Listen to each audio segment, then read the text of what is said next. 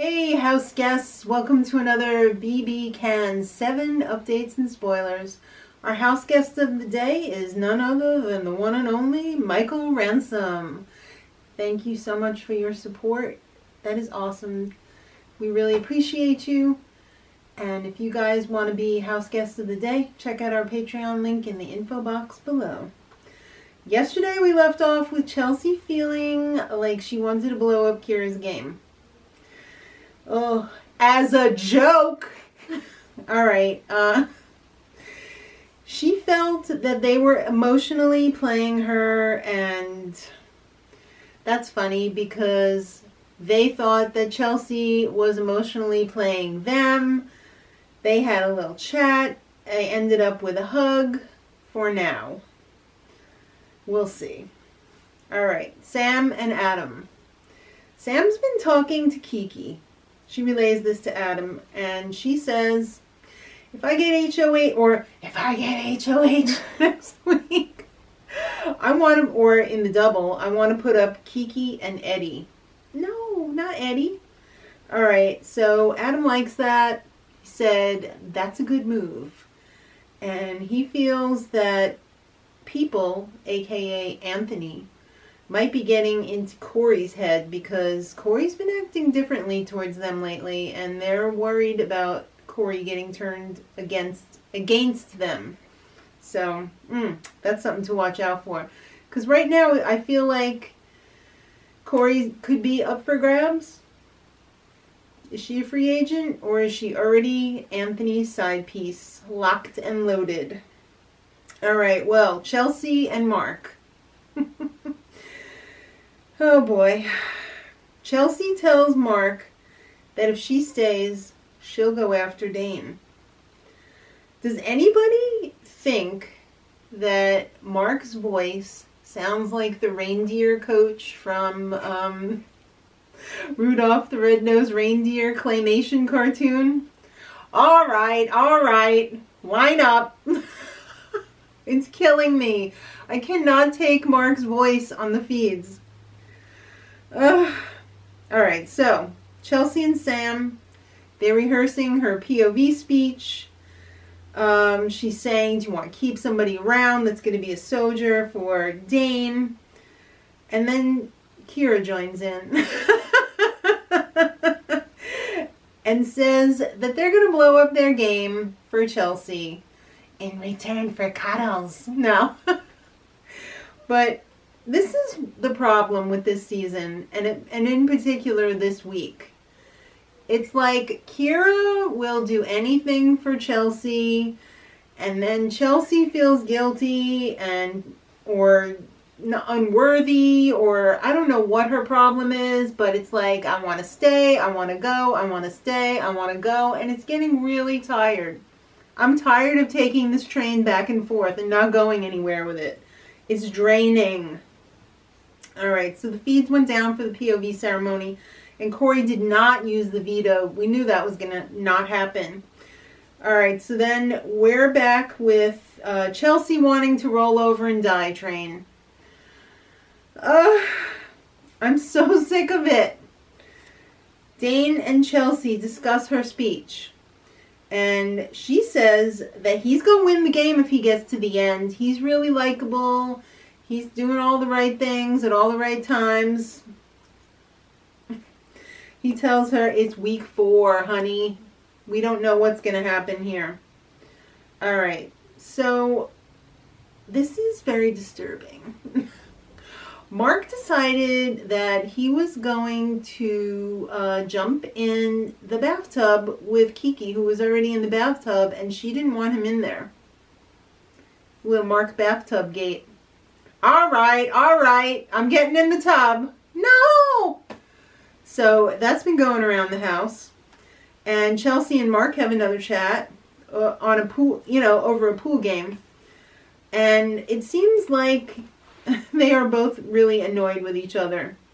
Chelsea stupidly asks him if he's going to run to a different power every week. And he said, excuse me, I will explain everything to you about my game when the show is over. Whoa. Can I please get a douche canoe for two?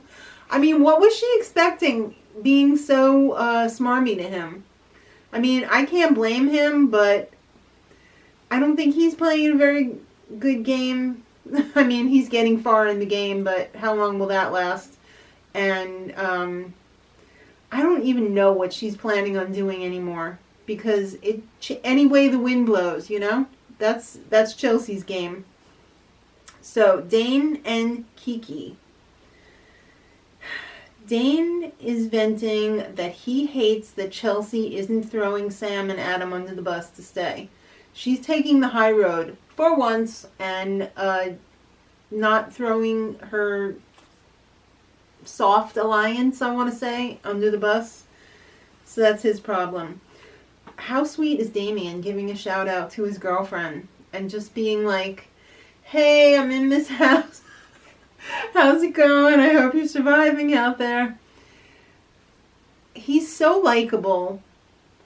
He's not really playing the game very much, but I do enjoy him on the feeds. He's entertaining, and when he's not just sitting there doing nothing.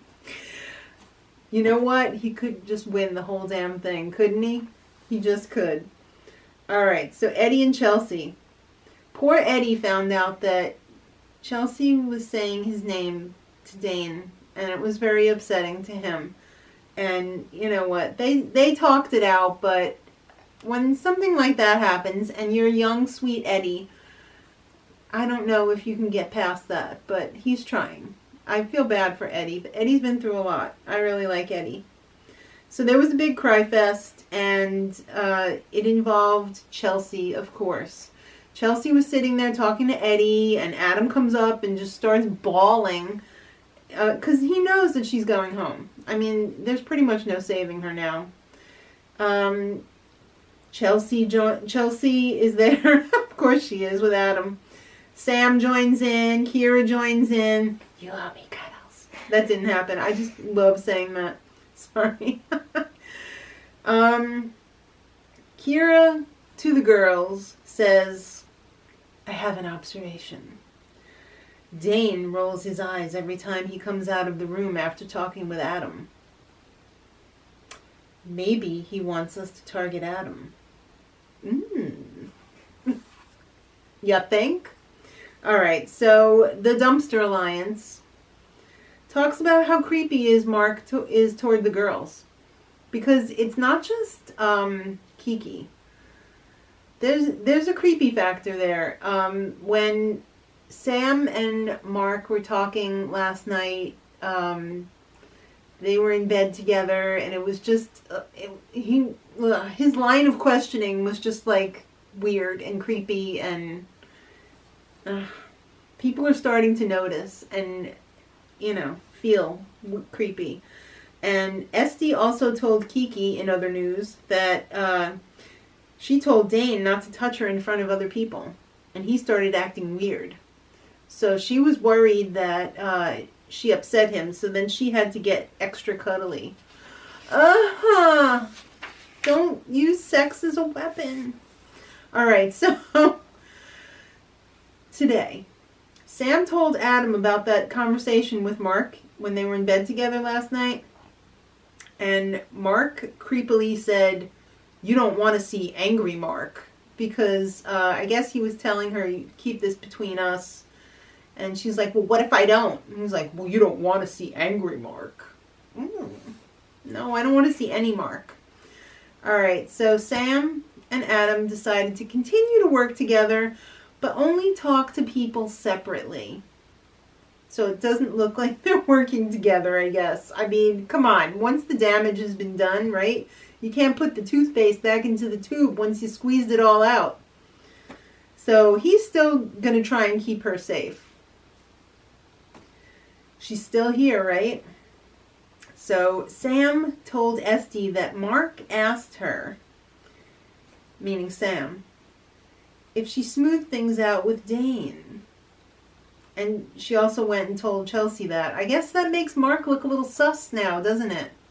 Is he working with Dane? They checking up on each other? They comparing notes?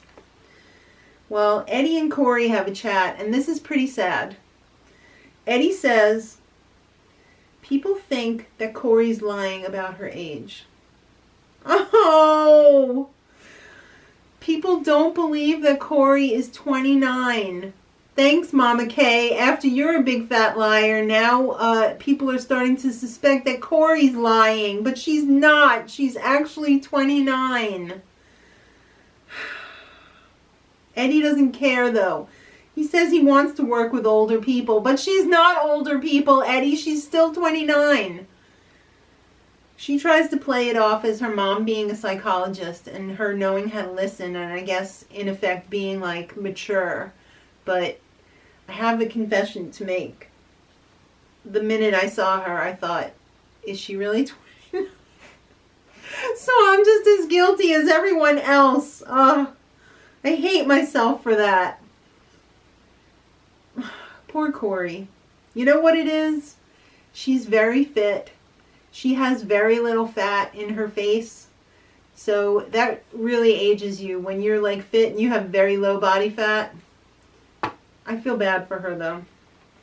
Alright, so Anthony, that POS, along with Corey, are planning to give Chelsea hope to humiliate her. Humiliate her. That's crappy and unnecessary. And I hope that comes back to bite you in the butt, because that shouldn't be part of the game. That's not cool. It's a game, not a mean thing. Alright, Chelsea is starting to work on a plan to campaign. She's talking to Adam and Sam, and she thinks, well, if I start with Eddie, he could vote for me if I get some more votes, because he's going to want to vote with the House. And he doesn't like Kira, so that's a plus for me. If I could just get Anthony and Corey, and then you guys, Sam and Adam, vote for me, I'll stay. And they didn't seem to think that that was going to happen. So get back on that train of wanting to just roll over and die. All right, so Adam warns Dane. He runs and tells his boy that Chelsea's going to throw him under the bus. I thought Adam was working with Chelsea. All right. Sam and Eddie. They were having breakfast in the kitchen, and this was so sweet. Eddie was telling the story of how his parents met. They were both teachers at a school in China, and his dad was supposed to marry I love stories like this. I could listen to these all day. His dad was supposed to marry the principal's daughter, and then he saw Eddie's mom, and he was like, I'm not going to marry the principal's daughter. I'm going to marry his mom, well, his future mom. And he had to leave his job, and they had to start a life somewhere else because it was a lot. That was great. But now the sad part of the story is Eddie's parents know that he's gay, but they don't accept him. And it's so hard.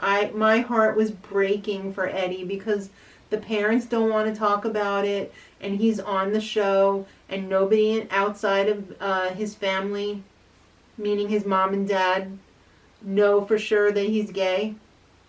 So he's very worried about what's going to happen when the show is over and he has to face his family. So my heart is breaking for Eddie. And you know, Sam was so wonderful with him, reassuring him and just talking to him. And it was just, I loved that conversation. That's what I really like about when there's not a lot of strategy going on in the house and you just get those B stories.